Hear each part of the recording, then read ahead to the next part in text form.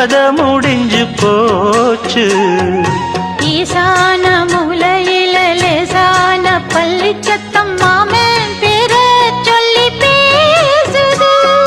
ஆறாத சோகந்தன்ன தீராம சேர்த்து வச்சு ஊரும் சேர்ந்து என்ன ஏசுது.